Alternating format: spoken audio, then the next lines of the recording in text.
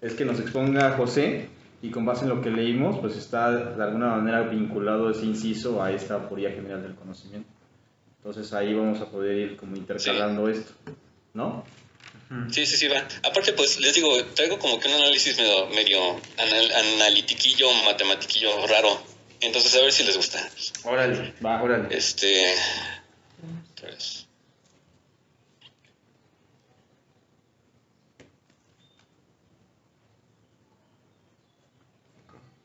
¿ya sé otra vez? Sí, sí, Bueno, no, pues pero repaso al capítulo 5. está muy bien que presentes esa otra versión, José, o sea, nada se pierde, como dicen por ahí.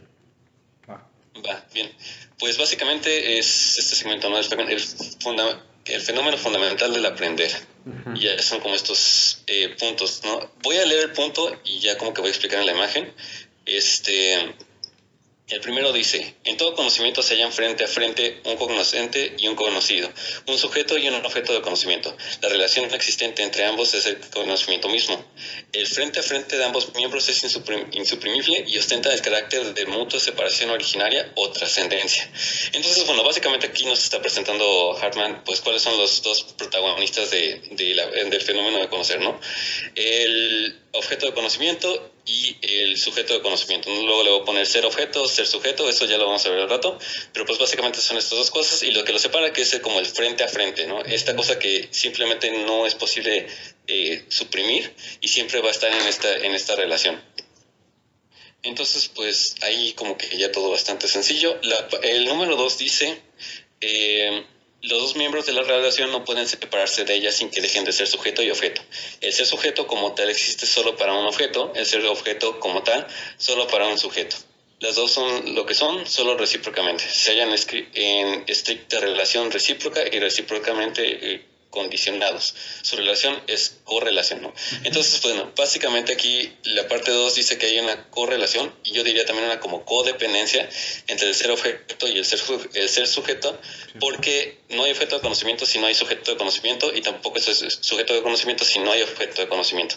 Entonces, si tú quitas uno de esos dos cachos, el otro ya no es un objeto de conocimiento o ya no es un sujeto de conocimiento. Están como estrictamente relacionados en un sentido como nociológico aquí. Sí. Después, el 3, que es como... esto está interesante. La relación de conocimiento es bilateral, más no invertible. El ser sujeto para el objeto no es lo mismo que el ser objeto para el sujeto. Sujeto y objeto no son permutables dentro de su correlación. Su función es esencialmente diferente. En la correlación se esconden, pues, dos relaciones cualitativamente diferentes que, aun estrictamente distintos lados de una misma relación fundamental, pero que, consideradas cada una de por sí, son estrictamente unilaterales y no cambian nunca de dirección. Ok, bueno, aquí esto está bastante interesante porque básicamente lo que menciona es que ambos entes no poseen una cualidad conmutativa, ¿no? No podemos pasar el ser objeto de acá para acá ni el ser sujeto de acá para acá. Y esto tiene una razón de ser. No existe biyección entre las funciones sujeto-objeto y objeto-sujeto que las vuelven invertibles. Aquí, ahora sí vamos a empezar a hablar como de relaciones y de funciones. Y después Hartman, de hecho, va a decir cuáles son estas funciones, ya sean, bueno, imagínensela como matemáticas, lingüísticas, lo que sea, ¿no? Pero aquí hay un f de x que va del ser sujeto al ser objeto, y hay un g de x que va del ser objeto al ser sujeto. Ahorita vamos a ver cuáles son estos f de x y g de x, pero quiero que noten algo muy importante, y es como que esta relación cíclica que hay. Entonces, por ejemplo, cuando hay una biyección en conjuntos y así, sí hay una manera de hacer una capa acá y una capa acá, ¿no? Entonces, estas funciones sí son invertibles. Hay un f de x y hay a la 1 menos x, no hay ningún problema. Inclusive, pues, hay cierta simetría respecto a la función identidad. Y esto es muy importante porque si se dan cuenta, acá no hay simetría, ¿no? Tal vez hay correlación, hay codependencia, pero hay una unidireccionalidad. La flecha de acá simplemente va del ser sujeto al ser objeto y la flecha de acá del ser objeto al ser sujeto y ni modo, no hay de otra, ¿no? No puedes pasar del ser sujeto al ser objeto y viceversa. Eso es básicamente lo que dice esta que es la tercera parte.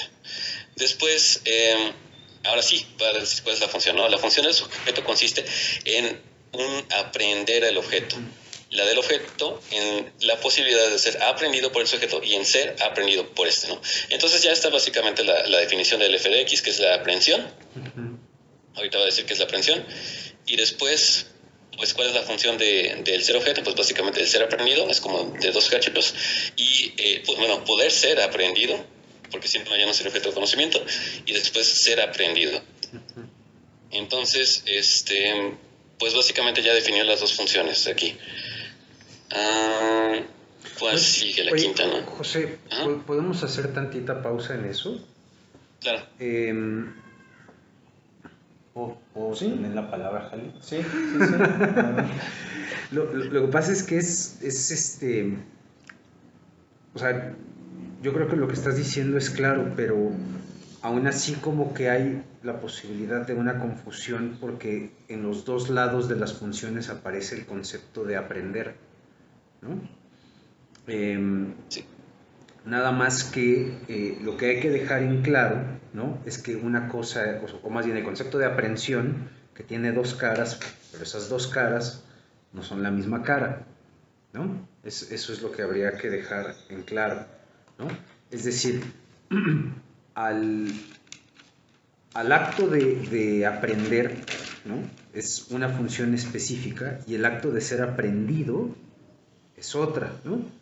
Y esto lo vamos a ver un poquito más adelante, porque a final de cuentas lo que está tratando de hacer ver Hartman en la relación de conocimiento es cómo dos cosas que son heterogéneas pueden converger, ¿no?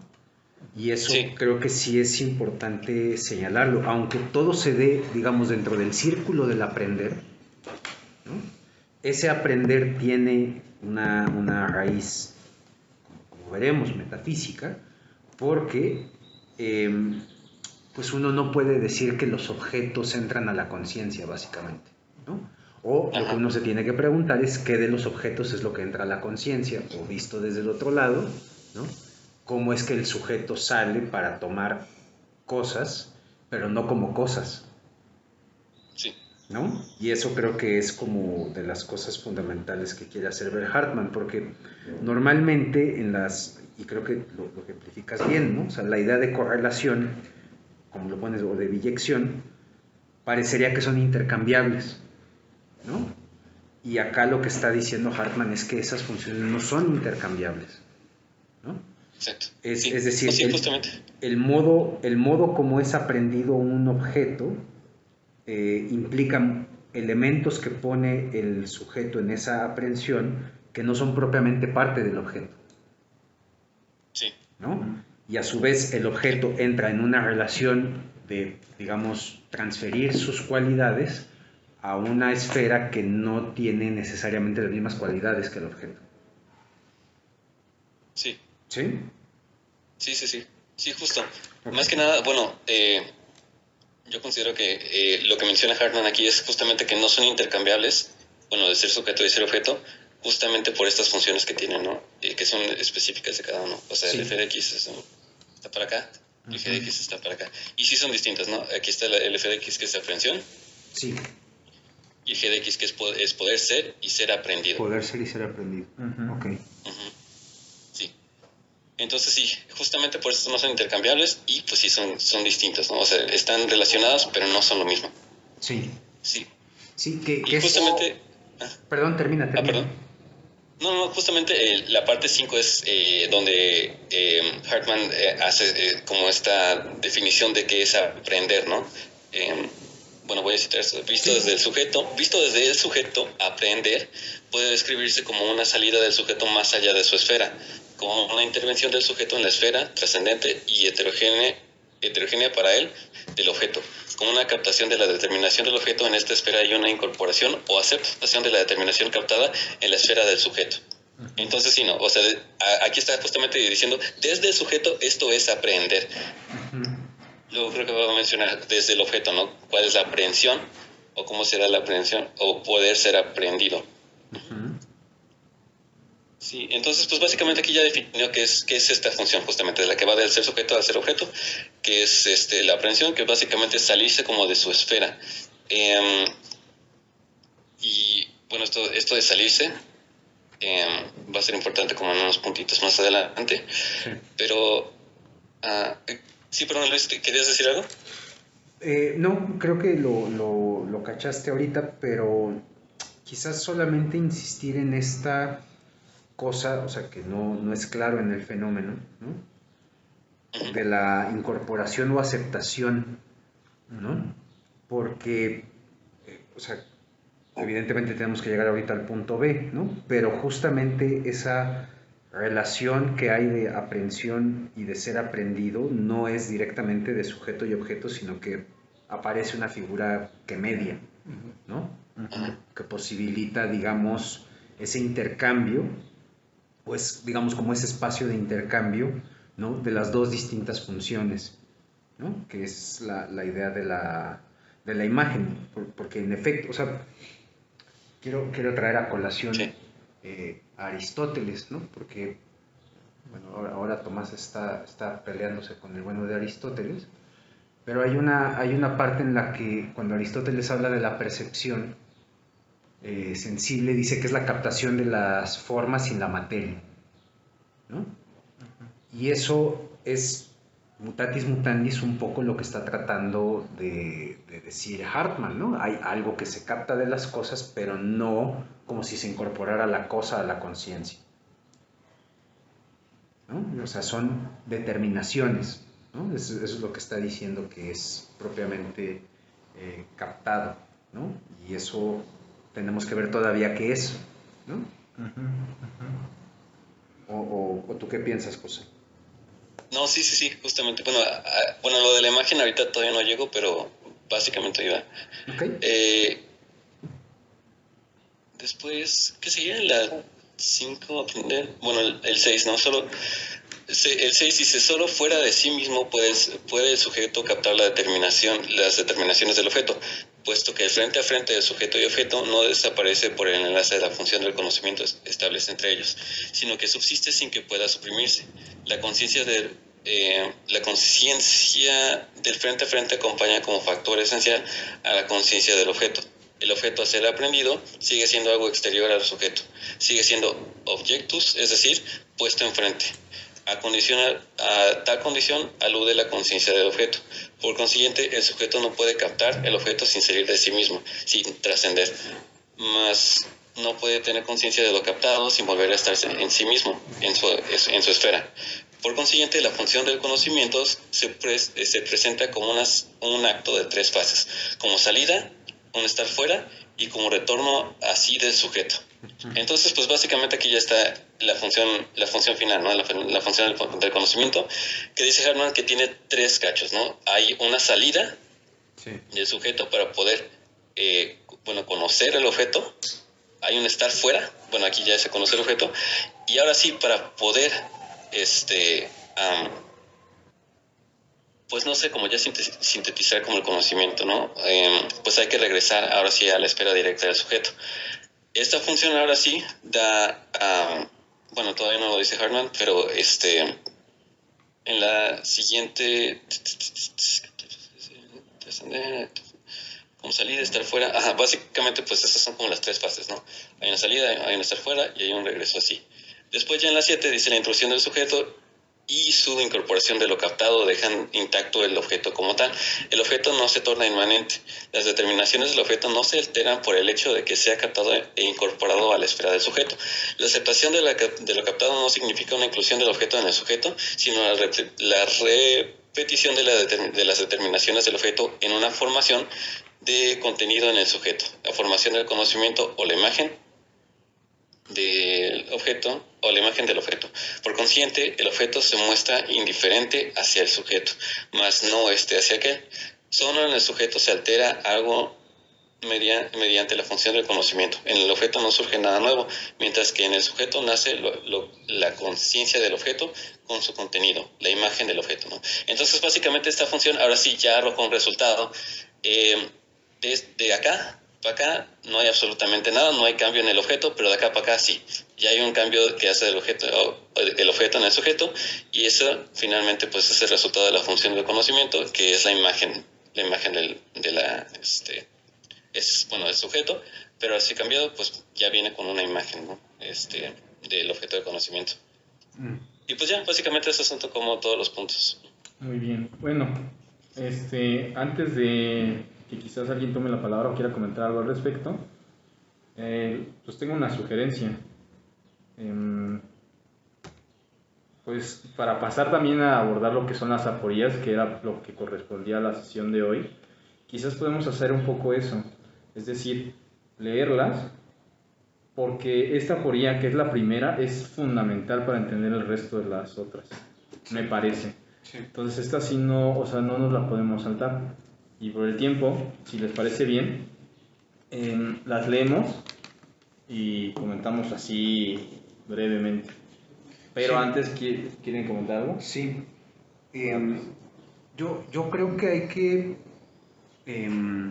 o sea, no tenemos que menospreciar la figura esta de la salida, el estar fuera y el retorno así. Bueno, y Arturo ya también alzó la mano. Y entonces ahorita me apuro para no tomar demasiado tiempo, porque, o sea, en realidad un sujeto cognoscente no sale a ningún lado, ¿no? O sea, entonces la pregunta es, ¿qué es salir? Claro. ¿No? O sea, ¿por qué está escogiendo esa metáfora Hartman? ¿No? O sea, y después, ¿qué es ese estar fuera o permanecer fuera? Y después, esta idea del retorno, ¿a qué se retorna? ¿No? Uh-huh. Y además en el sentido de que, digo, ahora que está de moda el concepto de disociación, pues Hartman...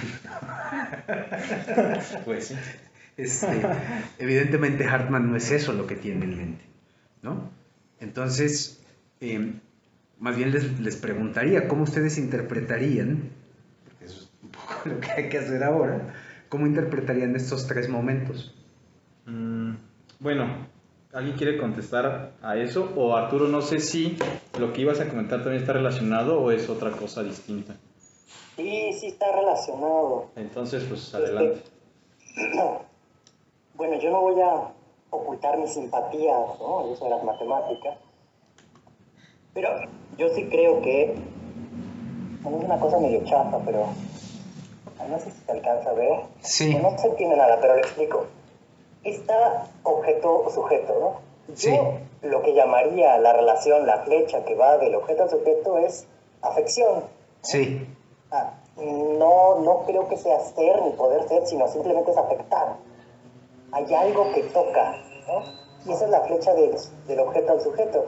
Pero no hay una flecha del sujeto al objeto. Esa flecha, si la hay, se llama praxis o técnica, ¿no? Cuando regresa sobre el objeto para cambiarlo, pero en el conocimiento yo creo que no. Yo creo que más bien hay una relación del sujeto consigo mismo a propósito de la afección, ¿no? Entonces, aquí está como... A ver. Perdón, qué tan chapita. Pero No, está bien. acá, o sea, el sujeto no es que retorne así, es que da vuelta sobre sí mismo. Ajá, muy bien. Pero a propósito de esta O que él no generó y que le viene de la afección, pero no regresa al objeto, porque si no, yo creo que eso ya es hegelianismo, donde Claro. el sujeto y el objeto están en una relación, pues si no simétrica, por lo menos sí de reciprocidad. Y creo que algo que no consiste, ¿saben? Es que no hay reciprocidad en la teoría. La praxis es otro asunto, porque en la praxis sí regresas hasta el objeto para modificarlo. Uh-huh. Pero aquí la O entre paréntesis explica como su virtualización, es el concepto de imagen, ¿no? Entonces creo que tratando así como de abonar al diagrama, pues yo estoy absolutamente de acuerdo, ¿no? Con lo que dice José. No hay reciprocidad y en algún punto tampoco hay circularidad. La circularidad es la del sujeto y luego se va comiendo el objeto como imagen y este es el tipo como de relación. Ahora, la afección yo también lo pensaría como una f de x, pero esa f de x es como la función que transforma lo inteligible del objeto en lo inteligible de la imagen, ¿no? efectivamente no te comes el objeto, Ujú. no se incorpora el objeto, sino que tiene que haber una transformación, o para decirlo así, una codificación. Realmente conocer es codificar, pero no es codificar el objeto per se, sino es codificarlo dentro de la trama de conceptos, categorías, consideraciones e hipótesis que solo pueden estar dadas por la relación del sujeto consigo mismo. Y Entonces, bueno, a ver, si te estoy, a ver si te estoy siguiendo. Estas nociones de salida, estar fuera y retorno así son este movimiento circular, pero del sujeto. sí, la circularidad no incluye al sujeto y el objeto, eso es fijo. Y en ese sentido, digamos que en ese movimiento de salida, estar fuera y retorno así, estaría como el elemento sobre el cual se constituye esto que va a llamar en las aporías el principio de la conciencia, que es que nunca podemos estar referidos a otra cosa más que a nuestros propios contenidos. Sí, pero no en el sentido de la génesis, sino el hecho de que los tienes que premasticar para que se hagan presentes como imagen. Entonces no me convence de todo la palabra imagen, pero bueno, vamos, sí. Ahora, para darle la razón a José, brevísimo comentario, yo creo que no es metafórico, yo creo que hay una idea muy precisa y atinada en la idea de función. Cassirer tiene un textito que se llama Substanzbegriff, ¿no? Y Funktionsbegriff, el concepto de sustancia y el concepto de función. Y lo que él dice es que el conocimiento lo que opera es sobre la base de las funciones, no de las sustancias. Justamente, como lo kantiano, dices que la sustancia no alcanza a pasar a la cognición, lo que pasa son los conocimientos a partir de funciones. Y que el concepto de función lo que hace ya no es predicar cosas sobre sustancias, sino unir o crear relaciones entre dos conjuntos. Y eso es finalmente una función, ¿no? Tienes el dominio, tienes el codominio, o sea, tienes cositas por acá, y haces una regla de transformación. Y esa regla de transformación se llama mapa. Haces mapas del mundo, pero eso significa que seleccionas. No creas, no produces el objeto, pero seleccionas lo que es relevante del objeto por medio de una función, ¿no? Y esa función necesariamente pierde información. Eso me parecieron correctos los términos, ¿no? No hay ahí biyección. O sea, una vez que yo tengo el conocimiento, ese conocimiento no me sirve para regresar al objeto, porque como si me hubiera dicho ya todo de él. No hay una función en la cual pierdo información respecto a la cosa, pero gano información respecto a mí mismo. Cuando yo conozco algo, le pongo más cosas que lo que la cosa tenía. Y esa es la función, digamos, de explicitación racional, pero también le quito otras, ¿no? Porque no considero todos los lados posibles del objeto, sino solamente cierto número de propiedades o ciertas condiciones o ciertos elementos de ese conjunto primero, pero simplemente recordaba el texto de Cassirer porque lo que dice es que el concepto rector del conocimiento es la idea de función. Y bueno, ya, con eso me parecía muy acertado. Solamente eran un par de comentarios de hacia dónde van las flechas, quién con quién. Y me parece que ese detalle es el importante. También es importante. Pero muchas gracias. No, a ti. Sí. Pregunta para ti, Arturo, y para todos. ¿Qué es lo incómodo del concepto de imagen? De hecho, sí tenía una. A ver. Leyendo, sí me entró un poco la duda de hasta qué punto realmente estamos conociendo el objeto, porque en todo momento Hartman pone la limitación, o bueno, yo siento que pone la limitación que dice, ok, no estás conociendo el objeto, estás conociendo la imagen que te está determinando y está proyectando el objeto, porque incluso dice, no la estás conociendo a fondo, o sea, ni siquiera estás llegando al fondo del objeto y tampoco estás modificando el objeto, sino todo el tiempo, incluso usa una frase que dice, está acá del límite, o sea, está el límite del objeto y ni siquiera estás en el límite, estás acá, o sea, estás fuerita del límite, apenitas si razón del límite de lo que es el objeto o de conocerlo, entonces como que sí sí me entra duda de hasta qué punto realmente estamos conociendo los objetos, porque ya incluso, a lo mejor ya fue una idea muy descabellada mía, pero hasta en cierta manera me sonó muy platónico eso de no estamos conociendo objetos, estamos conociendo proyecciones e imágenes de tales objetos, o sea, estamos navegando en una especie, bueno, yo sentí que estábamos navegando en una especie de mundo de las ideas donde estamos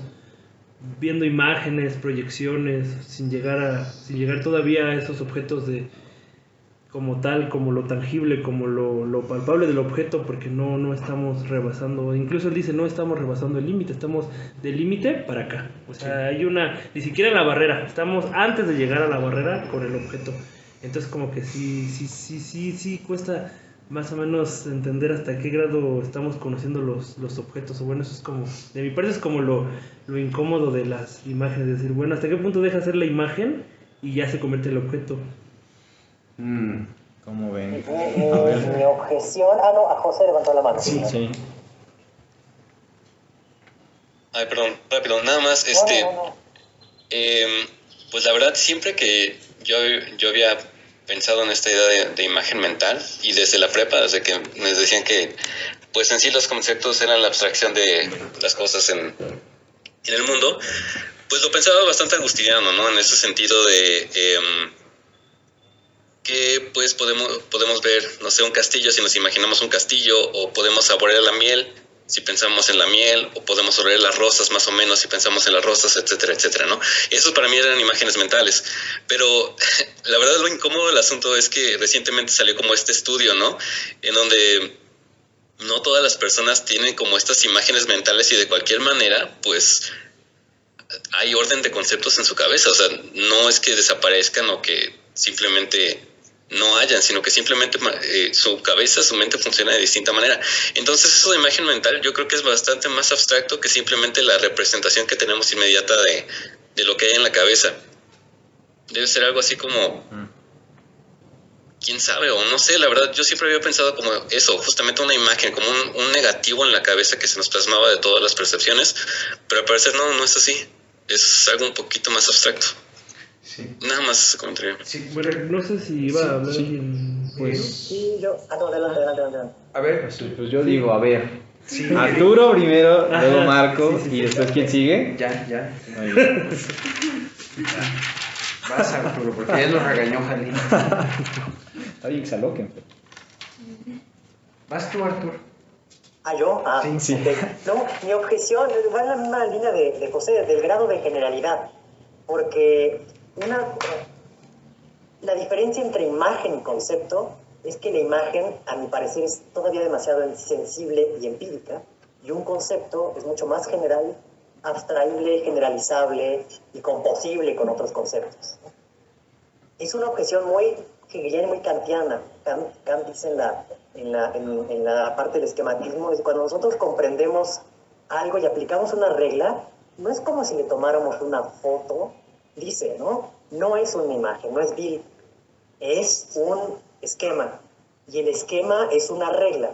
Entonces, cuando nosotros comprendemos cosas, o comprendemos algo de las cosas, comprendemos no una imagen de una cosa en particular, sino comprendemos una generalidad, y las imágenes no tienen generalidad.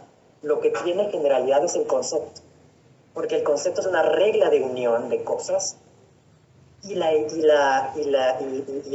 imagen, al menos tradicionalmente, por eso yo seguramente no entiendo lo que entiende Harman por imagen, pero tradicionalmente la imagen es una foto, ¿no?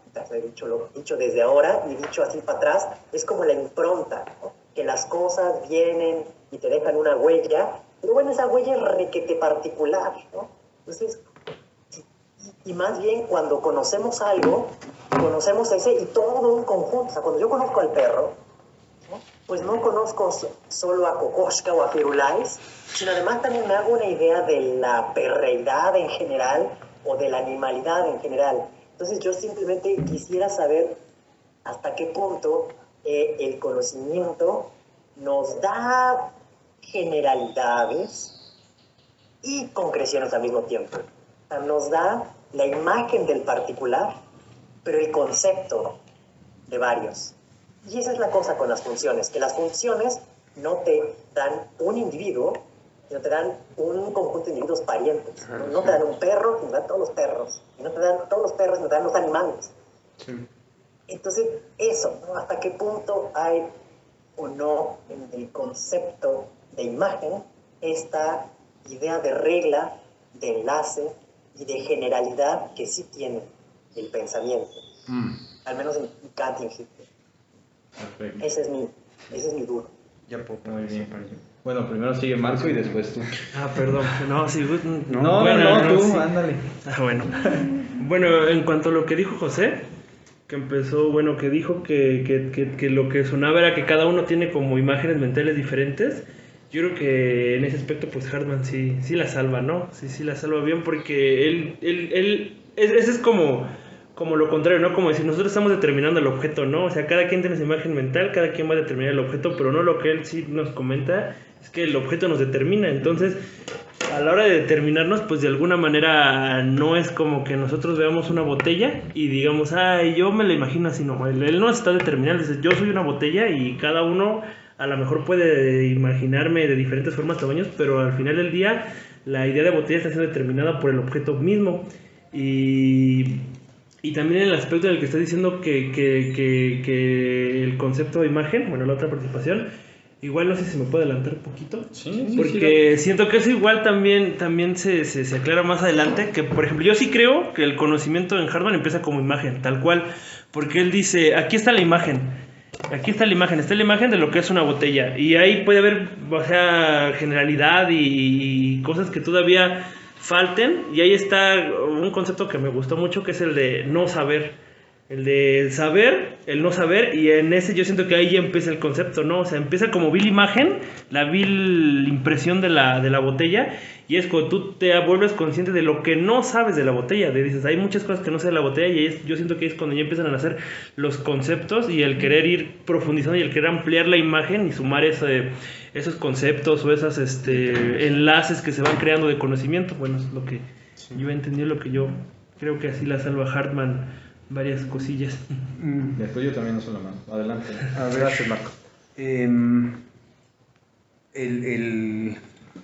Cuando Hartman, o sea, nosotros estamos revisando la segunda edición de la Metafísica del Conocimiento. La primera edición se agotó en muy poco tiempo, ¿no? Fue un texto que causó un poco de furor en su momento, y entonces, se agotó, y eso trajo las naturales reservas, críticas, etcétera, ¿no? Entonces, el capítulo 7, ¿no?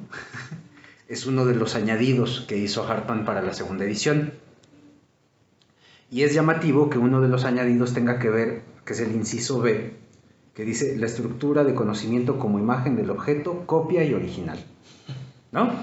Entonces, pero la cosa es, ¿qué está diciendo Hartman ahí? ¿No? Entonces... todavía no lo leemos eso, ¿verdad? No, todavía no lo leemos, pero nos podemos adelantar tantito, ya que Marco ya nos dejó adelantar. Sí. Me dejó, yo solo pregunté, Jali dio permiso. Yo lo permití. Pero ya sí te Está lo muy permitieron bien. a ti, ¿no? Sí, Principio del derecho. Principio del derecho. Dice, ¿no? Estoy en la página 102. La estructura de conocimiento, si es verdadera, tiene que ostentar los rasgos del objeto, que deben reproducirse de algún modo en ella, reflejarse en ella. Esta situación no puede eliminarse del fenómeno. A ella responde en nuestro análisis la expresión imagen del objeto, ¿no? Entonces, esto para señalar primero que una cosa es el objeto y otra cosa es la imagen que nos estamos haciendo de ello. La imagen ya es producto de la interacción entre un sujeto y un objeto, ¿no? Y ahora viene lo interesante, dice, mas esta expresión no está cubierto de objeciones, ¿no? Y ya vimos que Arturo luego dijo, yo tengo objeciones. Toda una serie de objeciones que en su tiempo se hicieron contra la llamada teoría de la copia, se vuelven también contra ella. La más sencilla e importante de todas es la siguiente. Si la estructura de conocimiento fuese simplemente copia del objeto, todo conocimiento sería verdadero y adecuado. ¿no? Entonces, lo primero que no tenemos que pensar que es una imagen, una build, es que sea una copia, ¿no? Punto número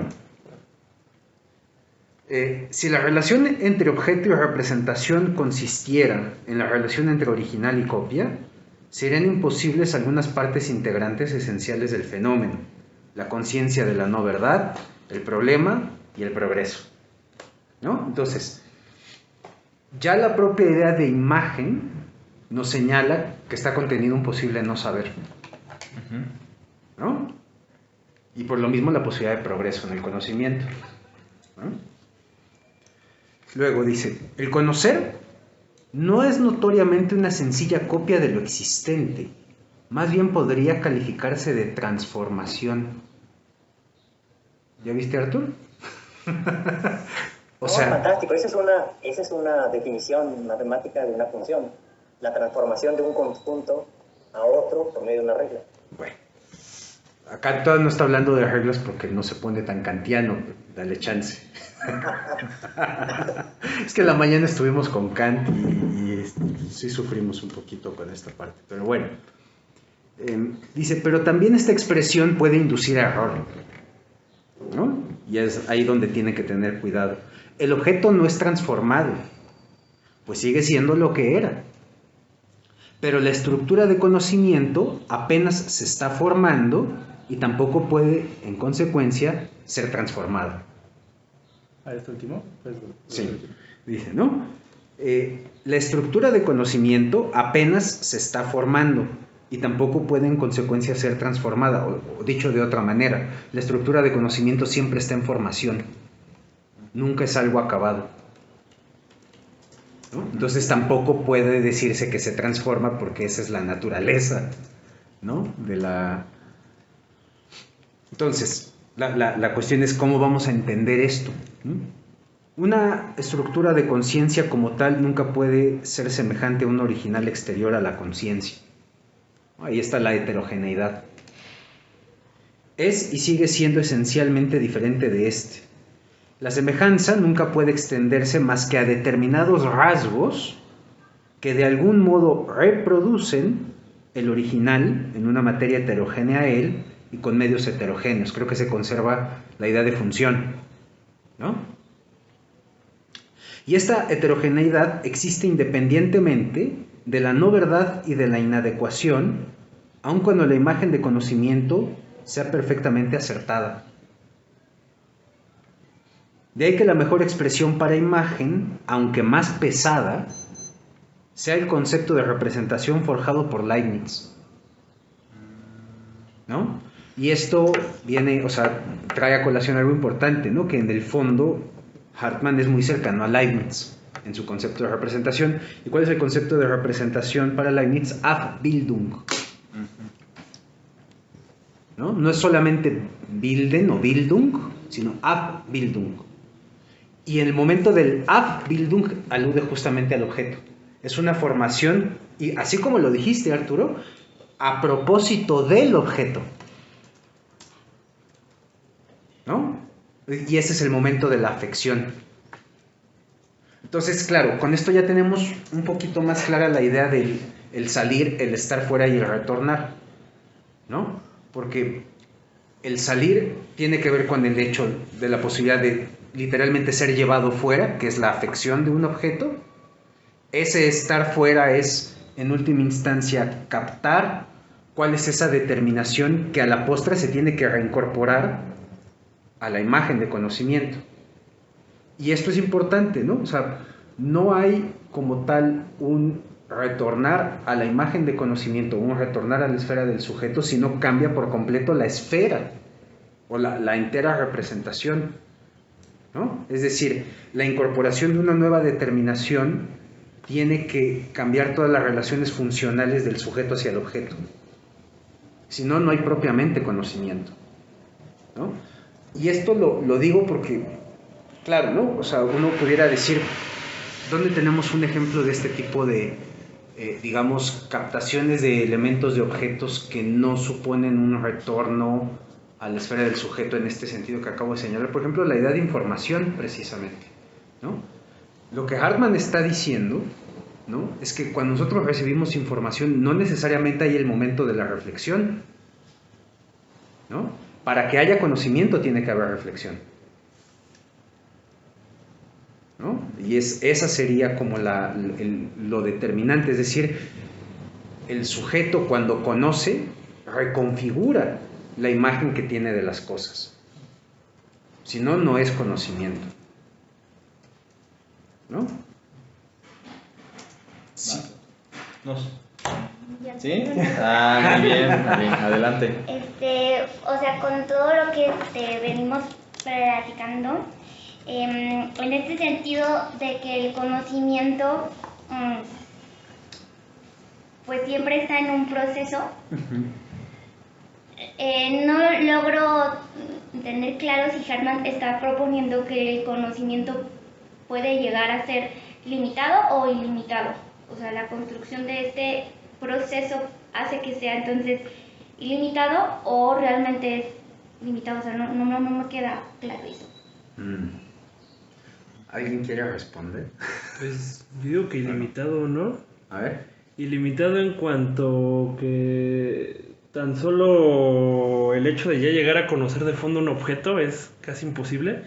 Entonces yo creo que desde el aspecto igual de este concepto del no saber, constantemente estás entrando en no sé, o sea, sabes algo y te vuelves consciente de que no sabes otra cosa y así, y eso lo lleva a crear pues lo que empezó todo, que es los problemas, a problematizar el objeto constantemente. Y siento que ese nunca alcanzar de fondo y nunca terminar de transformar, ese constante configuración en que está sufriendo el objeto lo vuelve como una fuente de conocimiento ilimitado, ¿no? Porque si todo el tiempo se está haciendo, ¿cómo dijo? Si todo el tiempo está transformándose en sí mismo el objeto y tú no lo afectas, entonces se vuelve como una fuente pues inagotable de conocimiento, porque constantemente estás tratando de acercarte, pero nunca llegas de todo acercarte. Es algo como quieres conocer cabalmente, pero no lo terminas de conocer, entonces siempre hay como un pasito más para poder seguir acercándote. No sé si me doy a entender un poquito. Sí. Ah, bueno, yo quiero decir algo. ¿De esto mismo? Sí, y aparte otra cosa. A ver. Ya me toca. Porque creo que es una buena pregunta la de Lynn. Sí. Y creo que esa, de alguna manera, yo estaría de acuerdo con Marco. Pero la cuestión sería, ¿por qué plantear lo uno o lo otro? Si nos basamos en toda la estratificación que hizo Hartman en relación con el objeto, en realidad se dan las dos. O sea, el conocimiento en la medida en que busque la aprehensión y un criterio de verdad y todas estas cosas, sí hay una suerte de límite, que es lo conocido que va hacia lo cognoscible. Pero al mismo tiempo está este juego, que también es otra aporía, que veremos más adelante, entre lo transobjetivo y lo transinteligible, que ahí parecería estar como el asunto de lo ilimitado. O sea, de un poco lo que tú decías me parece súper bien, que qué tanto nos podemos aproximar al objeto, o al ente, y en todo caso, a la cosa existente o la cosa en sí. Porque ahí estaría como el grado de lo ilimitado. Pero al mismo tiempo es el juego de lo que se conoce y lo que no se conoce. También creo que va por ahí, ¿no? Entonces, eso por un lado lo que se estaba planteando. Pero por otro lado, sobre la imagen, y quizás para tratar de traerlo otra vez al asunto de la aporía general del conocimiento, toda la aporía tiene que ver con este problema que es lo trascendente y la relación de la que ya hemos hablado desde que iniciamos el análisis del fenómeno del conocimiento. Y curiosamente me llamó mucho la atención que en el despliegue de la aporía general del conocimiento, Hartman no alude a este tercer elemento, porque en este tercer elemento parecería que se desanudan gran parte de las contradicciones y las antinomias que hay entre la trascendencia y la relación. Además, me sonó muchísimo lo que dijo Arturo acerca de este texto de Cassirer que yo no conozco, pero la relación entre sustancia y función básicamente es el problema de la aporía general del conocimiento. ¿Por qué? Porque la trascendencia supone una suerte de subsistencia de la cosa que quiero aprender. Claro. Entonces, es el juego entre algo que es independiente a mí, pero al mismo tiempo estoy relacionado con ello. Ese es el problema en general. Pero me llamaba la atención que no hablara de la imagen, sino hasta después. Quizás porque eso lo va a tratar más adelante, creo, porque así suele hacer Hartman. Pero a mí lo de la imagen no me parece en realidad tan problemático. En todo caso, me llama la atención, yo también lo había pensado desde la estructuración, desde esto que es Aufbildung o configuración, en la medida que sí es una trama. O sea, sí, justo qué bueno que le hice lo de la copia, porque a mí también un poco me parecía que la estuviera hablando de copia, sino que incluso lo dijimos en la sesión pasada, de estas figuras que entrelazan elementos o determinaciones del objeto, y cómo es que estas determinaciones son enlaces, y estos enlaces están en un proceso, porque además ya habíamos dicho que hay dos rasgos esenciales del conocimiento, que es lo procesual y la relación, que se están poniendo en juego en todo momento. Y ya nada más para terminar, lo que quería decir era que otra cosa que me llama mucho la atención y que la reitero porque creo que ya lo había dicho, pero bueno, es que no solo es el polo sujeto-objeto, sino que la relación también tiene una suerte de trascendencia. Es decir, parecería que la esfera del sujeto también trasciende en la relación y además del objeto, o sea, es una doble trascendencia, ¿sí? Y es en esta trascendencia del sujeto a la relación que tiene, o el punto intermedio entre lo subjetivo y lo objetivo, ahí, según yo, está lo que tú preguntabas, Luis. Es decir, cuando dice que el sujeto sale de sí, es un salir de las imágenes. Porque la imagen también tiene un carácter de ser en sí hasta cierto punto. O sea, la relación también subsiste de alguna manera. Y creo que ahí está como el asunto, me parece.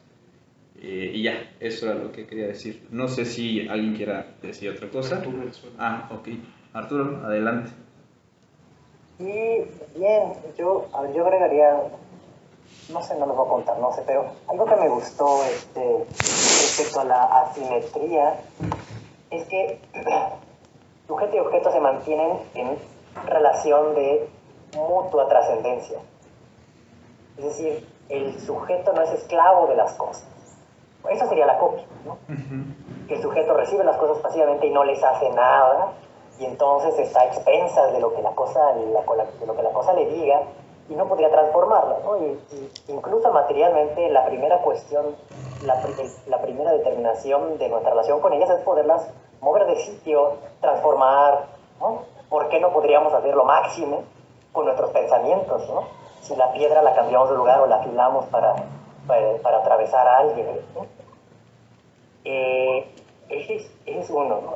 Es decir, cuando se aprende algo, se aprende menos de lo que es toda la cosa, pero hay algo más ahí que no es del orden de la pura cosa. Hay algo del orden del pensamiento. Ahora, me gustó mucho lo que dijo Luis Fernando respecto de la Abbildung, porque, mira, mi problema es que Bild es un sustantivo, y Abbildung, aunque sea un sustantivo, se puede hacer retroceder al Abbilden, al acto. Tiene que haber un verbo ahí, y no solamente un sustantivo, que tendría que ser imaginar, pero me gusta Abbilden, porque Abbilden es de matemáticas, el término que utiliza para función. Miren, nada más, estaba yo ahorita de ocioso, y parece que me lo regaló Wikipedia, ¿no?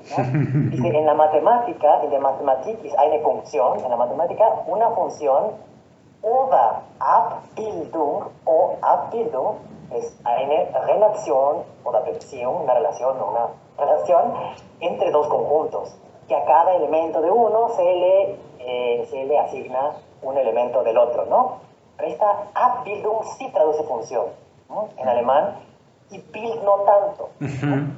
O sea, Bild es uno de los lados, ¿no? Al menos en la matemática, la imagen es uno de los lados, el conjunto del lado derecho, pero no el conjunto fuente. Y lo que importa y lo que demuestra el ab es el a partir de, ¿no? Ab, que significa así como pegadito, también puede significar a partir de. Entonces, me gusta más, ¿no? Y dada esta aclaración, sí que me gusta, porque además en el concepto del ab y de la relación y del a partir de o con motivo de, también se puede introducir la noción leibniziana de fuerza, ¿no? Porque la representación, porque es lo que no me gusta, ¿no? La imagen, a mí lo que me recuerda es una foto, ¿no? Y ahora que traes a colación a Leibniz, la representación tiene una fuerza propia, y esa fuerza propia es el poder de irse actualizando progresivamente.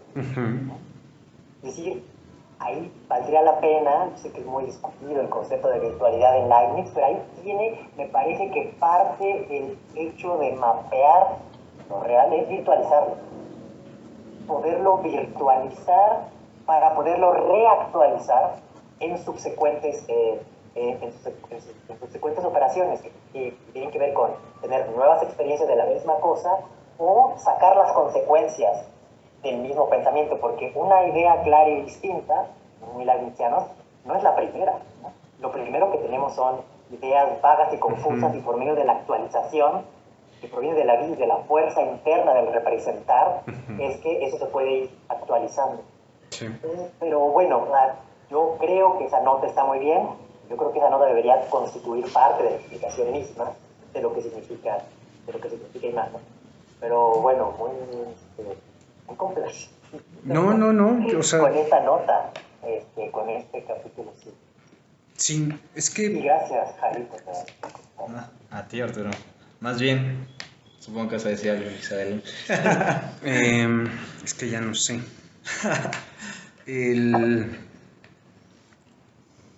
A ver, una cosa que hay que acabar por dejar claro. Cuando Hartman está diciendo que la relación que tenemos con las cosas es una relación a partir de una imagen, ¿no? O de una reproducción, por decirlo de alguna manera, o de una transformación. La última cosa que tenemos que despejar es que eso suceda dentro de la conciencia o dentro de la mente de alguien, ¿no? Para eso, o sea, para entender por qué eso no es así, ¿no? Déjenme a ver si lo encuentro rápido, porque si no... espérenme. Sí. Digo, hago la referencia ahorita porque si no... O sea, yo creo que son de las cosas que, si bien Hartman las escribió después, conviene que las traigamos a colación de una vez. Dice, esto está en la página 150, es el parágrafo, o el capítulo 10 de las apostillas críticas, que es donde propiamente hace su discusión con la fenomenología, ¿no? Y entonces, vean, ¿no? La imagen acertada, o metáfora, en alemán es Gleichnis, para el modo de ser de una estructura que solo exista a base del acto, en este caso del mirar, y que no obstante aparece en el mundo de lo existente en sí, es la proyección, ¿no? El concepto no es Entwurf como en Heidegger, sino proyección, ¿no? En alemán. No interesa ahora en qué se funde ni cómo funcione. Lo que importa es que la imagen consecutiva está no en el mundo exterior mismo, sino en un mundo de la representación proyectado al mundo exterior. Por eso no vemos imágenes, ¿no? Sino que vemos al mundo ya configurado con imágenes. Y eso no es una época, ¿no? Eso es lo natural del ser humano, ¿no?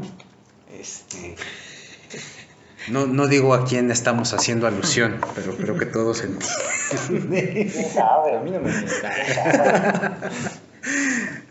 Bueno, no, es para decir que no existe la época de la imagen del mundo, pues, ¿no?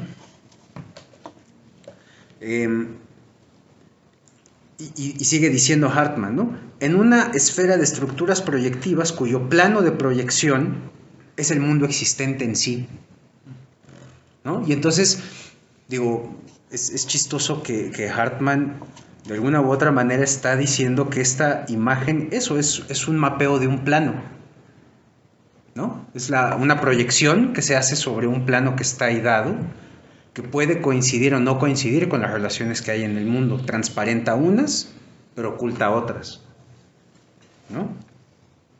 Dice, ahora bien, como esas estructuras comparten con las del plano de la proyección la forma de la objetividad, que eso ya lo vimos un poco la sesión pasada, separándose de ellas solamente por el existir en sí, confluyen con ellas y en su directo ser dadas no cabe distinguirlas de ellas, pues tanto si son imágenes consecutivas como si son representaciones u otra clase de objetos intencionales, lo único que las distingue positivamente de los objetos reales, el ser en sí, no puede verse directamente en ellas en cada caso particular. Es decir, nosotros no podemos en última instancia separar por completo, decir esto sí corresponde al objeto y esto es mera imagen, ¿no? Y eso es lo que siempre hace que aparezca la pregunta por el criterio de verdad, ¿no? Y dice, y si tampoco pudiera verse indirectamente, es decir, de ningún modo, por ejemplo, el complejo procedimiento de la empiria, no podríamos conocer la diferencia entre objetos reales e irreales. Entonces tiene que haber algún modo de indicar, ¿no? Y es el problema, insisto, del criterio de la verdad, ¿no? Entonces, ¿cómo tenemos que entender esta relación funcional o de Abbildung del mundo como una proyección, ¿no? Y entonces podríamos decir que lo que hace el ser humano, para quedarnos solamente en la figura del salir de sí, estar fuera y retornar a sí, es que viene la proyección. Cuando captamos nuevos elementos del mundo, tenemos que salir de la proyección, entender cómo son esos elementos para después reincorporarlos a la proyección, ¿no? Esa sería un poco la figura, ¿no? Entonces, de lo que se sale es de la proyección, no de la conciencia. Y entonces esto lo hace más llamativo, ¿no? Porque en última instancia Hartmann nunca está diciendo que no haya contacto entre el sujeto y el objeto, sino que está diciendo es que siempre está mediada por esta proyección, ¿no? Que es la que se tiene que actualizar constantemente, ¿no? Y que creo que corresponde con la figura que pusiste hace rato, ¿no? El sujeto cómo sale y regresa a sí mismo, ¿no? A propósito de los objetos, ¿no? ¿Sí, más o menos? Sí. Muy bien, Luis. ¿Alguien quiere comentar algo más al respecto de esto? ¿No? Porque pues podemos hacer lo que les había comentado. Sí. O no. También existe otra posibilidad. Ahora, es que lo estaba pensando. Porque de alguna manera esto nos sirve para replantear cosas del fenómeno del conocimiento. Y no sé si nos alcance el tiempo suficiente para ver, aunque sea la aporía A. Entonces tenemos dos opciones. Una, leemos lo de la aporía y vamos comentando. O, si tienen dudas sobre algo que se haya visto todavía o que estemos todavía discutiendo, lo pueden sacar. Estas serían como las dos opciones a seguir ahorita. Yo creo que podemos ver la aporía. ¿Sí? ¿No? O sea, si ya vimos el fenómeno, perfecto, podemos volver a lo de... Bueno, ya vimos lo del fenómeno y la imagen, ¿no? Provisionalmente. Entonces, quizás José, que adelantaras un poco sobre la cuestión de la imagen y después regresar a la aporía. Pero más bien, o sea, yo creo que valdría la pena no andar como tampoco adelantando tanto, porque ya de alguna manera lo hicimos, sino sí leer mejor parte por parte, porque creo que eso tiene que ver con la confusión que hubo de los apartados. Entonces, más bien, que el apartado que sí le correspondía a José, pues ya lo trabajé en otro momento y ya mejor ahorita nos concentramos a esto. En lo de la imagen. En las aporías. En la aporía. Sí, en la aporía. Va. ¿Sí? Va. Si les parece bien, yo puedo leer la primera y así nos vamos pues hablando. Nos podemos ir turnando, ¿no? ¿Sí? Cada quien un punto. Va, ahora. Entonces, ¿yo el primero o quién quiere el primero? Va. Entonces, de acá a izquierda. Leo. El punto número 1. El problema empieza ya con la escueta confrontación de sujeto y objeto. ¿Cómo puede existir entre los dos una relación actual a pesar de que sus esferas estén separadas entre sí y se trasciendan, de suerte que cada una de ellas existe también para sí fuera de la relación? O bien la relación les es inesencial e inactual, o bien suprime su trascendencia. Que, bueno, lo sintetizo, es lo que había dicho hace un momento. El problema es trascendencia-relación, separación y unión entre sujeto y objeto. Ese es básicamente el problema. Entonces, pues sí, ahora sí, el punto 2. U otra manera de decirlo es cómo puede haber relación en la trascendencia, ¿no? Okay. Cómo ensamblar esas dos cosas, ¿no? Uh-huh. O sea, cómo cosas que son trascendentes pueden estar en una relación, Uh-huh. ¿no? O los que son irreductibles. Exactamente, ¿no? Como algo que es heterogéneo, ¿no? Que no puedes, y en ese sentido irreductible, puede estar en contacto, ¿no? Porque parece que aquí se rompe el viejo adagio de que lo semejante conoce a lo semejante. Claro. ¿No? Sí, aquí el punto sería lo de semejante. O sea, también pensar, ¿no? El conocimiento como es. Y bueno, y las dos opciones que pone es, o la relación no tiene, es algo accesorio, o sea, lo importante es la trascendencia y mantenernos en esta diferenciación hasta cierto punto radical entre sujeto y objeto, o lo que no es esencial es la trascendencia, sino que prevalece una suerte de relación. Y entonces la separación incluso podría ser aparente. Claro. Podría darse el caso. Eso me parece que es como la aporía. Ahora sí, ya es un lujo. Bueno, y que uno es negar al escepticismo y la otra es negar a la fenomenología, ¿no? Esa es como la idea. Dice, si sujeto y objeto con todo su ser fueran solo cognoscente y conocido y se circunscribieran a la relación de conocimiento, esta podría concebirse como lo primordial. Sujeto y objeto no serían entonces sino factores subordinados a ella, polos de la relación, y en calidad de tales quedarían absorbidos por ella.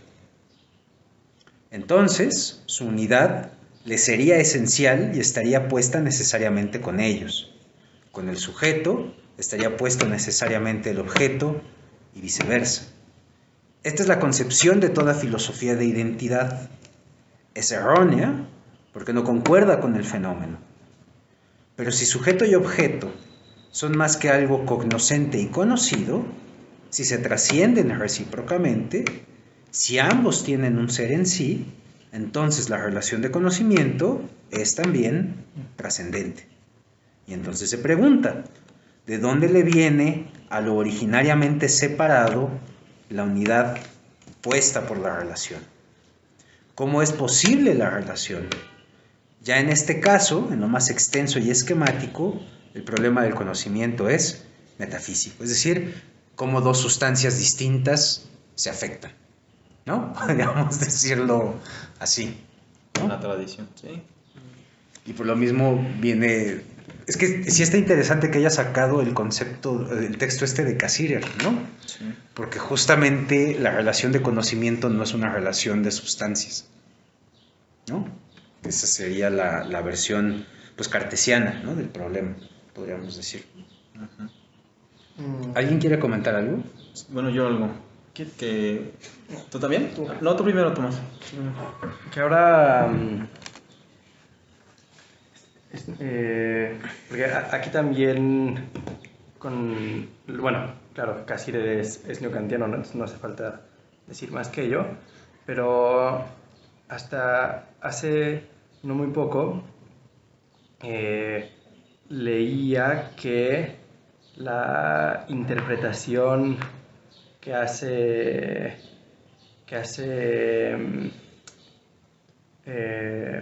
Alejandro Vigo de el conocimiento en Descartes no es sustancial, sino también relacional, en el sentido, porque lo que está discutiendo es el capítulo de la lógica de Lotze, en el que se pone a analizar la interpretación que hace de Platón y sus ideas, ¿no? Uh-huh.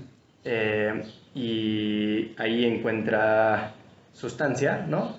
Pero la verdad se encuentra, dice, en la relación de representaciones, en Lotze. Y dice, y la relación de representaciones se retrotrae a Descartes. Sí.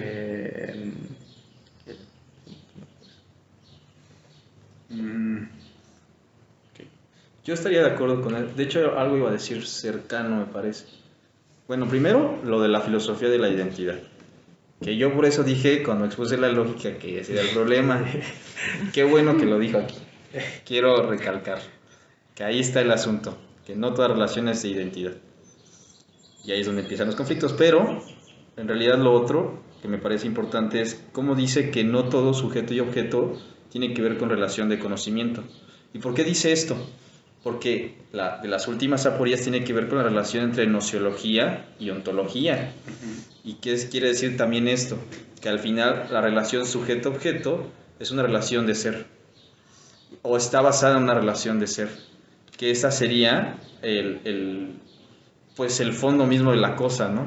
Y bueno, y esto lo digo porque ahí sí parecería que está este asunto entre lo sustancial relación, pero en torno al concepto de ser, y no tanto aquí con el concepto de conocimiento, la relación de conocimiento. Eso es un poco lo que creo que está ya anunciando de alguna manera. O sea, me parece que este apartado del inciso A ya está indicando esta otra aporía. Eso es lo que quería decir. Bueno, a ver, no voy a necear, ¿eh? Nada más quiero señalar una cosa.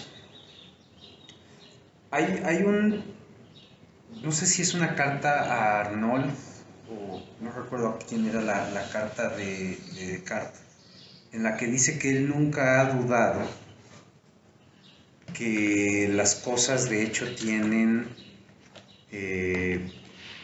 las determinaciones que él está señalando, ¿no?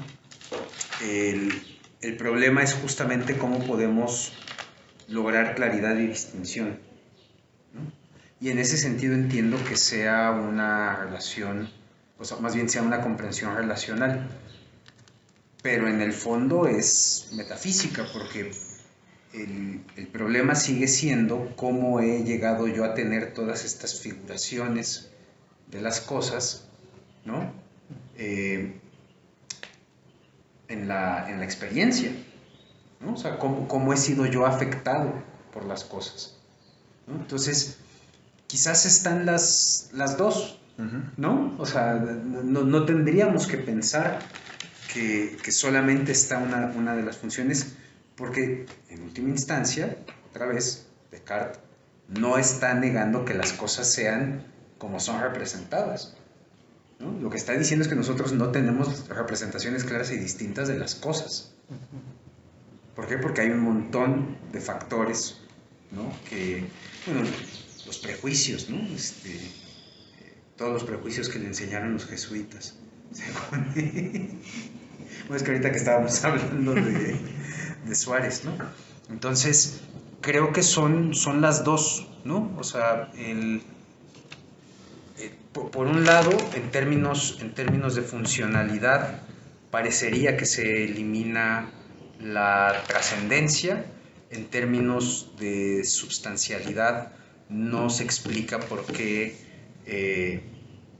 digamos, puede haber una relación entre cosas heterogéneas, ¿no? Y entonces son como las dos, es la cara nociológica y la cara ontológica del problema del conocimiento, Sí. ¿no? En un solo momento, ¿no? O sea, cómo se ensamblan sustancia y función, Sí. podríamos decirlo, Sí. ¿no?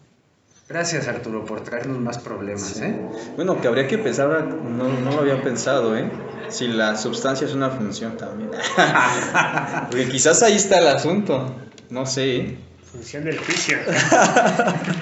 Bueno, Kant sí diría eso, ¿no? O sea, que la sustancia es una función para ordenar las representaciones, ¿no? Ya estoy dialectizando de más, mejor no voy a hacer eso. Me detengo, suspensión del juicio y pasamos al tercer punto.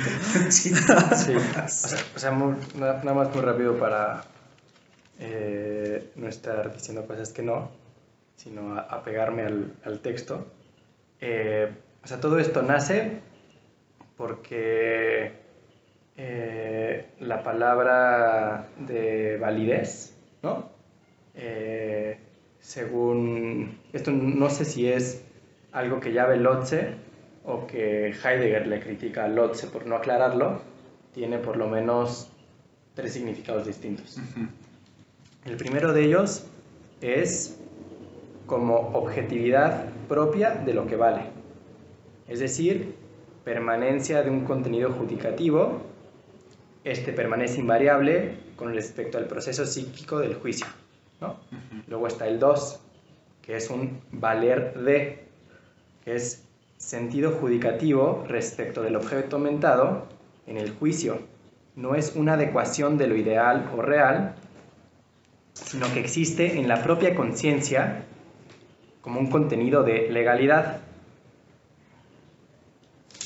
Y luego el tercero, que es referida a los sujetos que conocen y juzgan. Validez significa tanto como validez universal, que es el carácter vinculante de los contenidos válidos.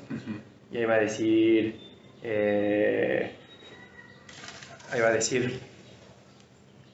Lotze procede de forma cartesiana, en la medida en que parte de la inmanencia de la conciencia y piensa la adecuación como una relación entre representaciones.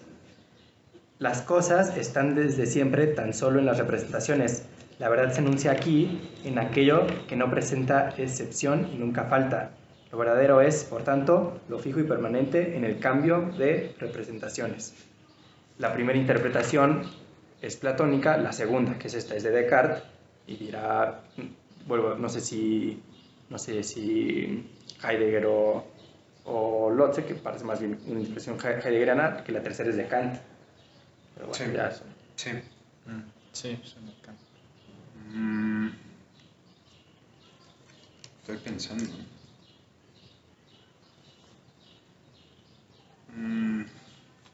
A ver, ¿puedes repetir la segunda? Porque esa fue la que me... La segunda es Sí. valer de. O sea, tres formas del valer. La segunda es el valer de algo, ¿no? De X.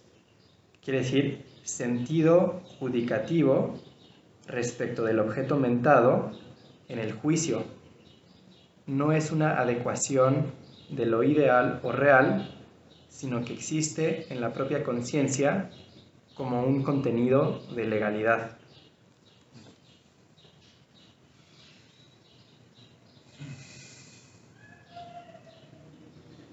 Fíjate que en cierto sentido suena más a lo que estamos leyendo hoy de Kant, ¿no? Que es el valor en el pensamiento de la cópula.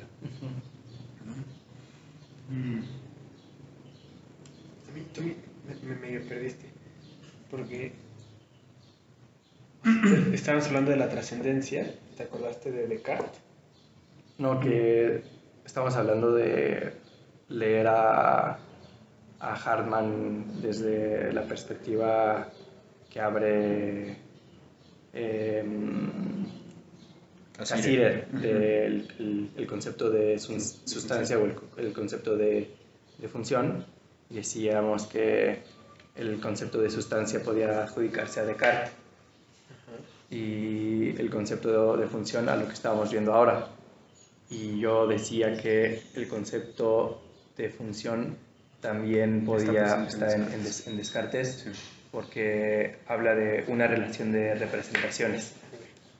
Sí, y eso... Y no de algo invariable que ya lleva dentro de sí el valor, ¿no? Sí, que es el caso platónico. Claro. ¿No? Pero sí estoy de acuerdo. O sea, creo que sí es... Porque además, claro, pues de las representaciones claras y distintas son justamente principios de los cuales se derivan otras, ¿no? Entonces ahí está ese sentido de valer de... Sí, claro. Sí. O sea, a mí también me cambió totalmente la perspectiva, porque yo lo asociaba con un modelo más bien platónico. Platónico, sí. Bueno, quiero agregar algo ahora que ya está ahí. Porque también está, bueno, también voy siguiendo la cosa. Bueno, ahí está hablando en términos de validez. Y aquí sí habla Hartmann de la validez en el sentido de lo ideal. Y lo ideal con también una suerte de trascendencia. Entonces quizás por ahí, cuando lleguemos a ese punto, otra vez valdría la pena recuperar esto. O sea, ver qué tipo de trascendencia es la que se pone en juego en lo ideal. Y en ese sentido entre los valores o el valor. Porque creo que ahí está un poco el asunto. Y se me está yendo la otra. ¡No! Maldición, se me fue.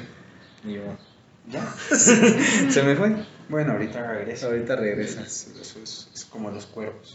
Sí. Pues te toca tomar. ¿Quieres leer el tercero? sí. ¿No? Volverá. 3. Visto desde el sujeto, el conocimiento es un aprender, el objeto. Ahora bien, el sujeto no puede ensanchar su propia esfera hasta el objeto, no puede abarcarlo a él mismo e incorporárselo. Antes bien, debe efectuar sondeos más allá de su esfera hacia el objeto. Tiene que salir de sí mismo y permanecer fuera de sí para poder aprenderlo, pues solo fuera de sí puede aprender las determinaciones que produce en sí en la estructura de conocimiento, como determinaciones del objeto.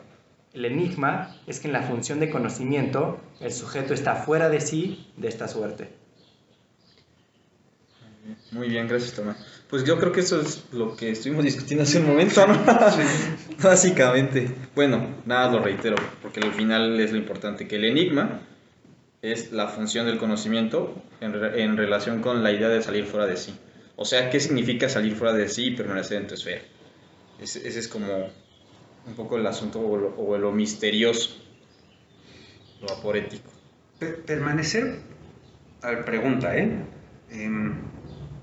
Cuando nosotros tenemos, supongamos, ¿no? que todos somos kantianos, cosa que Arturo lo hace muy feliz.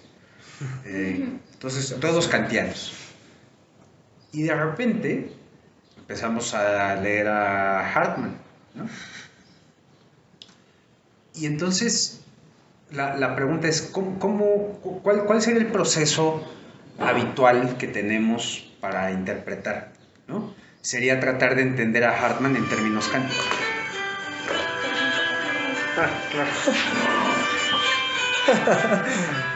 Kant se enojó. Kant se está llamando por teléfono, Kant.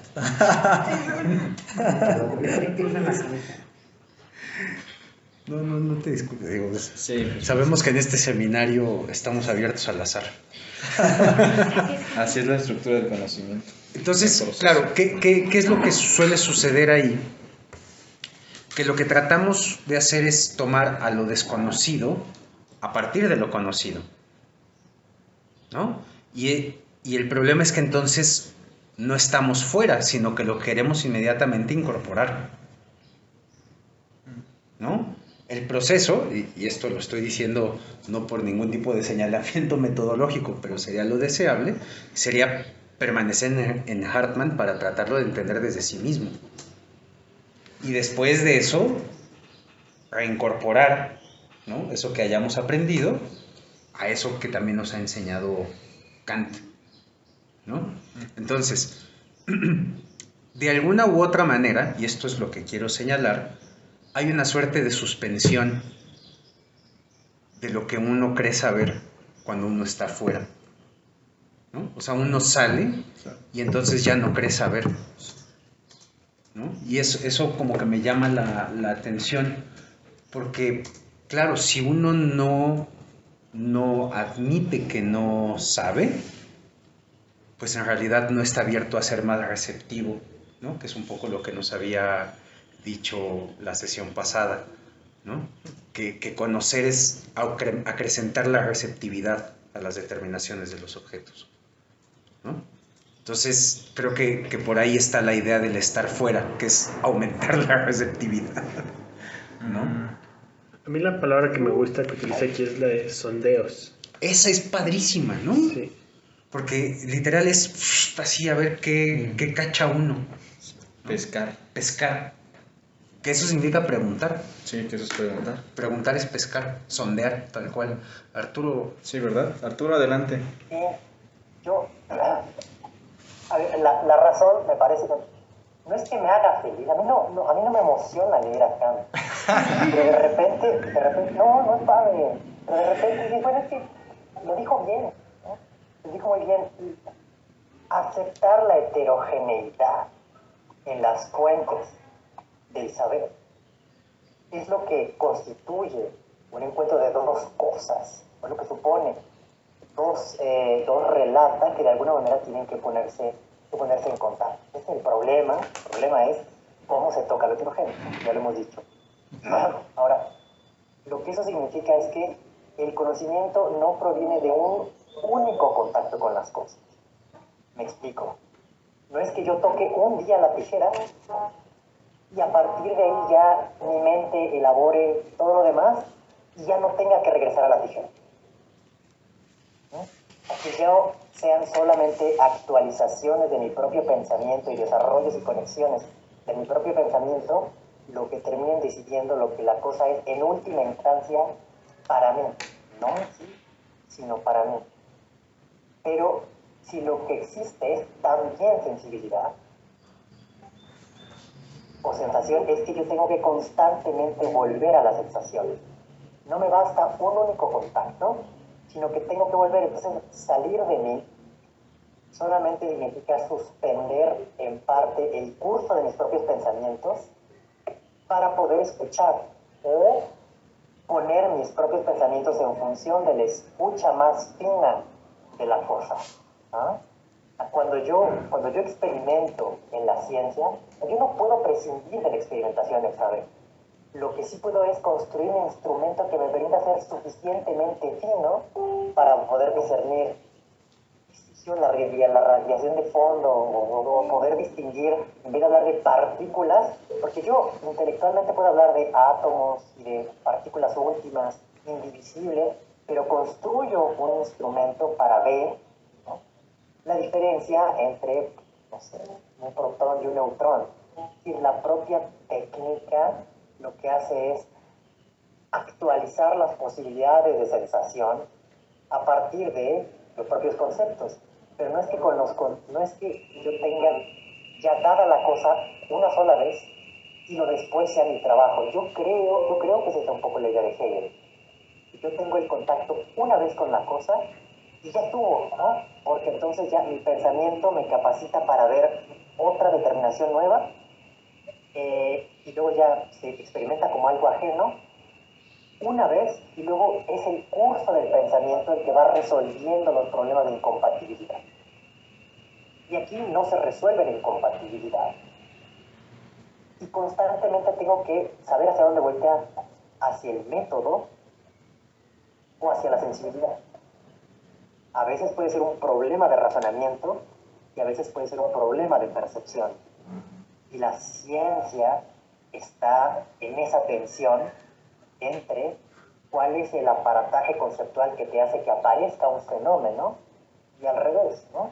¿Qué tan pertinente es tu teoría para poder darle más cualidades y riqueza al fenómeno? Porque creo que en un tantismo mal entendido estamos acostumbrados a pensar que lo que pasa es que tenemos ahí unas estructuras lingüísticas y cognitivas y trascendentales, no sé qué, y al carajo lo que es el mundo, nosotros vamos y le aplicamos por la fuerza y exteriormente esas determinaciones a la cosa.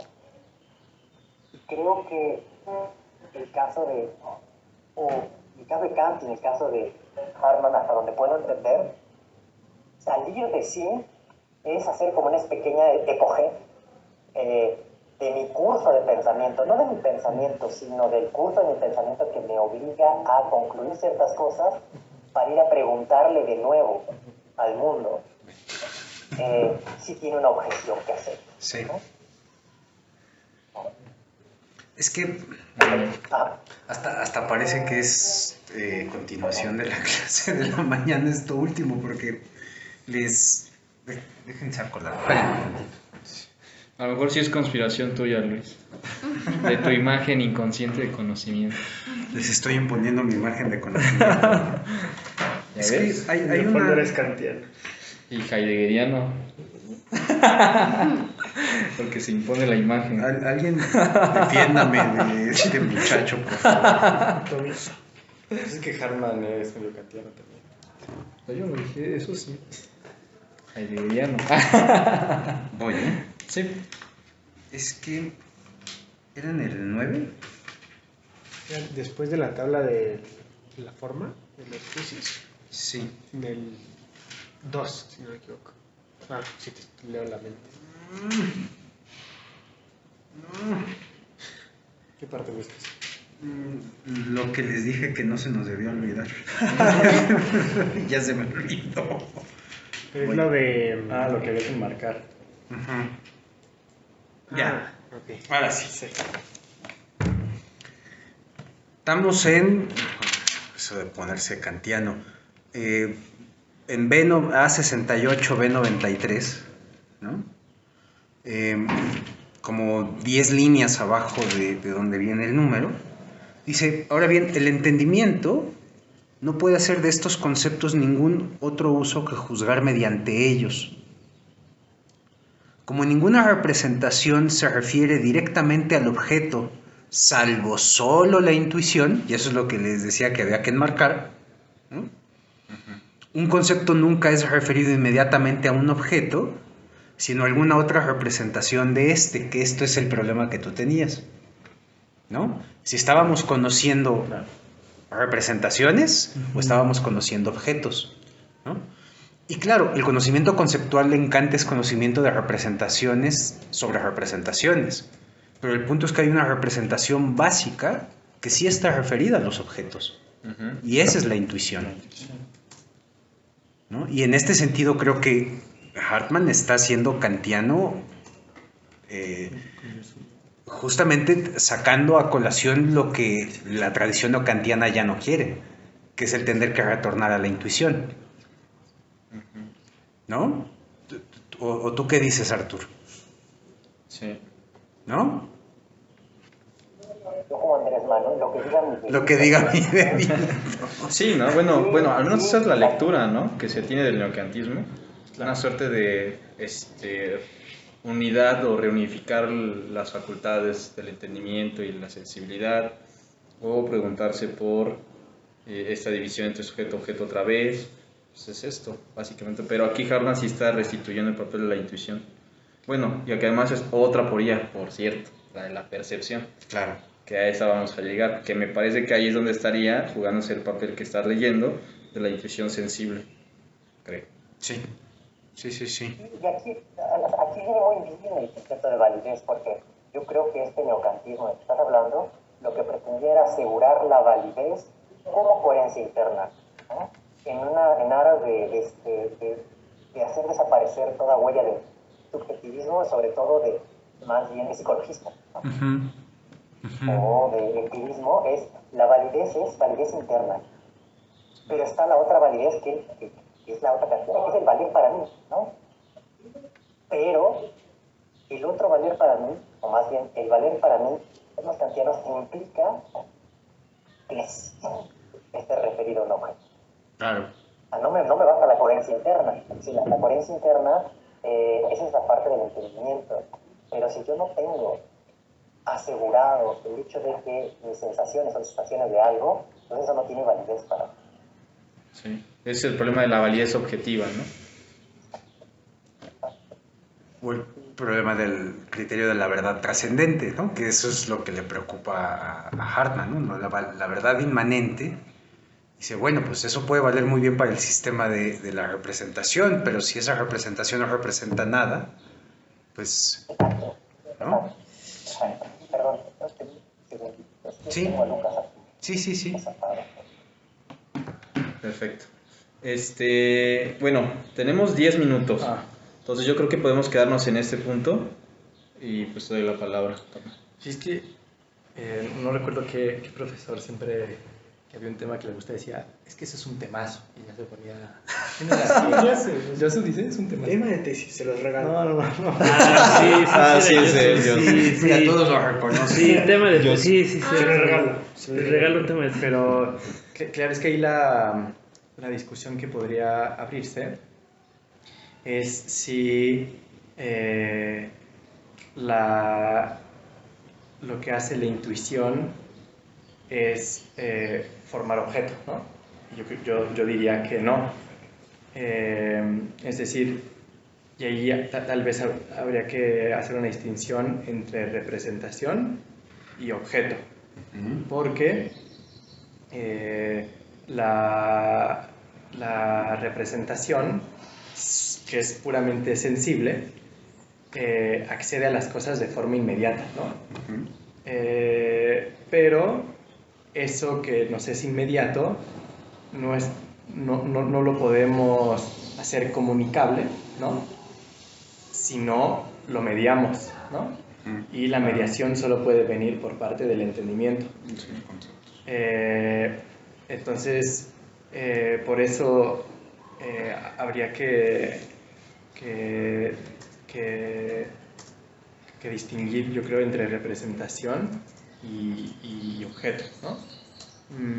Porque podríamos pensar que el simple hecho de tener una sensación ya implicaría determinar algo, ¿no? Es decir, no sería la sensación algo indeterminado que luego se vuelve determinado con el entendimiento,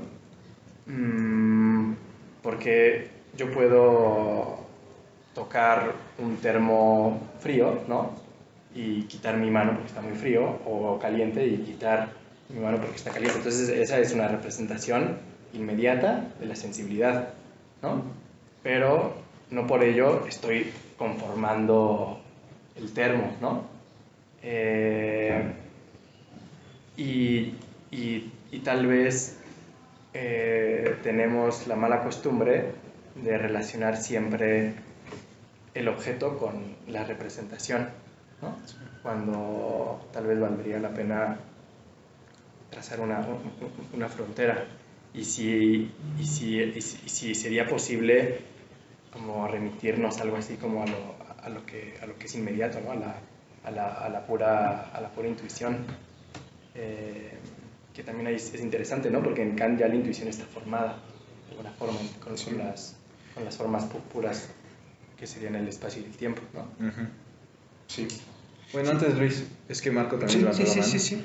Bueno, yo tenía una pregunta ahorita con lo que está comentando. ¿Podríamos decir que la imagen es lo que vuelve comunicable al objeto? O sea, que la forma en la que podemos comunicar al objeto es... O sea, porque pues todo lo que está haciendo Hartman es un proceso de objetivizar el conocimiento, ¿no? O sea, volverlo objetivo y separarlo de algo individual de un sujeto, ¿no?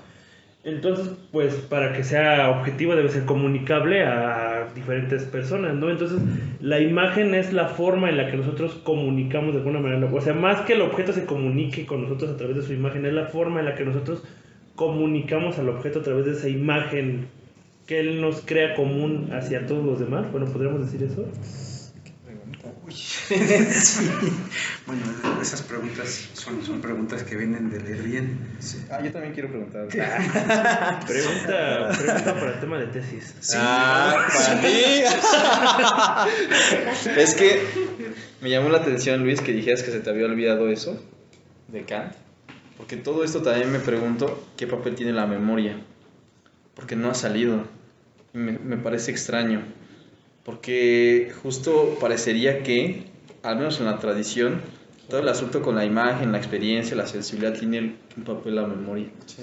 Y es extraño que no salga. No, la fantasía, ¿no? Claro, o sea, desde Aristóteles está ahí jugándose, ¿no? Entonces, pues cómo se retiene una imagen.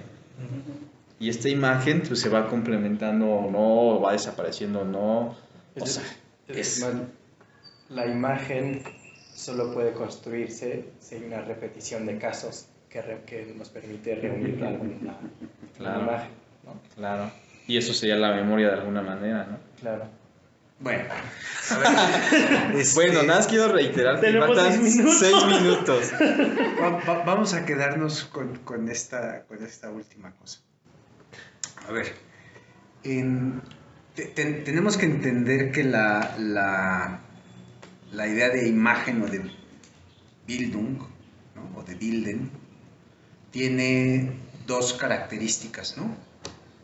Por un lado, en tanto que sale fuera, es una Abbildung, pero también es una Nachbildung, ¿no? Y ese concepto en alemán tiene que ver con la memoria, ¿no? La traducción de ese término al castellano es imagen consecutiva, ¿no? Es como una imagen que se reitera. Entonces, la Nachbildung, ¿no? Es que yo, precisamente, ¿no? Cuando yo salgo, no desaparece la imagen, sino que la los nuevos elementos que determinan lo que yo capto tienen que ponerse en conexión con la imagen que yo tenía de las cosas, ¿no? Entonces ahí es donde está la memoria. No lo quiere determinar como memoria porque su intención no es verlo psicologistamente, sino estructuralmente. Me imaginaba que era eso. ¿No? Entonces, la función de la memoria en términos estructurales es Nachbildung. Que sería reconfiguración. Sería reconfiguración, exactamente. ¿No? Órale, bueno, eso... Nachdenken se puede traducir como reflexión, ¿no? Como reflexión, exacto. Bueno, y qué bueno que dices eso. Qué bueno que dices eso. Y lo que tú preguntaste, yo también me lo estaba preguntando. Porque me parece que el concepto de reflexión en Kant, en la crítica del juicio, justo tiene la función de la comunicación. Porque un poco la pregunta ahí es cómo le haces con los juicios de gusto para otorgar validez universal. Bueno, es que si nos permitimos adelantarnos un poquitito, nada más un poquito, pues eso me llamó la atención ahorita de la comunicación, porque está bien, estamos hablando de objetos, de incluso abstracciones matemáticas, así, pero él toca un punto en el que dice incluso intenciones, o sea, emociones, sentimientos, y ahí es cuando pues, me entró esta duda de entonces, algo como el dolor, el amor, la tristeza, cosas así, se vuelven comunicables en cuanto a imagen, porque, o sea, a lo mejor tú no sientes el dolor como yo lo siento, pero ¿sabes qué es el dolor? O sea, yo puedo caerme y tú no puedes decir, ay, pobrecito el dolor, pero ¿sabes qué se siente caerse, no? Incluso podrías sentir qué se siente quemarse sin antes haberse quemado, o sea, porque ya hubo alguien o una proyección de ese sentimiento que de alguna manera te hizo un conocer no empírico, no sé si me explico, o sea, como que aleja de ya lo empírico, porque él dice, se aleja de lo espaciotemporal, ¿no? Por ejemplo, ¿pudiste nunca haber experimentado el amor? ¿Y sabes qué es, no? O sea, pues puedes saber en base de imágenes. O sea, pero tienes un conocimiento de eso, ¿no? Espérame, es que esa es la idea de un prejuicio. Un prejuicio lo que hace es que tú te hagas una imagen de algo, ¿no? Y eso puede sustituir a la experiencia. Ese es todo el punto, ¿no? O sea, a todos nos llenan en la educación de imágenes de las cosas,